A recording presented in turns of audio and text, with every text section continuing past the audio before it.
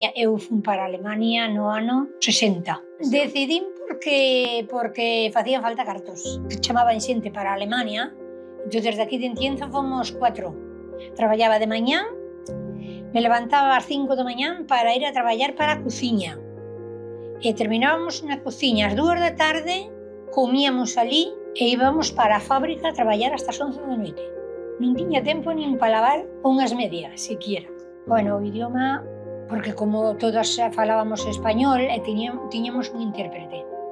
E despois chegou Andrés tamén, entonces foi cando chegou el, os hermanos, e ali empezou a tirarmos tratos. Había outra que nos quería tirar tamén, digo, pero tú non te fastidies, que esto non me vas a sacar tú. Non teñas medo.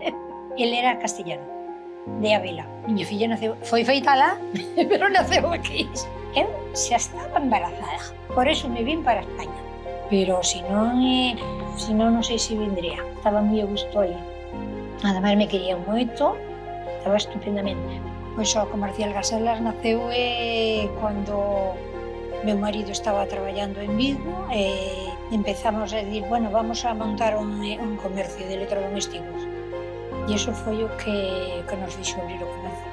Empezamos porque habíamos comprado un piso en Vigo e despois o vendemos, entón foi cando empezamos que acordamos de poñer un comercio en Salceda. Se non, non había feito. O diñeiro que trouxemos de Alemania. Tiñamos o comercio de muebles e o meu era o bazar. Chamaban o Corte Inglés de Salceda. Cando eu non estaba, el atendía aos dous lados, o pobre. Claro. O meu marido era moi... traía a xente moi ben, sabes? Entonces, a xente dos alrededores era non só dos alrededores, de máis lexos. E para Portugal ainda vendemos bastante tamén. Sí. Eu era un pouco máis agitada, me gustaban as cousas que foran rápidas e facelas pronto, e ele era moi tranquilo, entonces, como ele era tranquilo, pois se non se fai agora, faise despois. Dices, déjalo estar, que ya lo haremos, tú tranquila, non te preocupes. Bueno, e así fomos levando as cousas. Íbamos nos veranos, íbamos á casa del, recordo que tiñamos un 600, nos quedaba sin agua polo alto da cociña, por aí, por todo. Eran 12 horas de viaxe, 12 ou máis. Pero bueno, era bonito.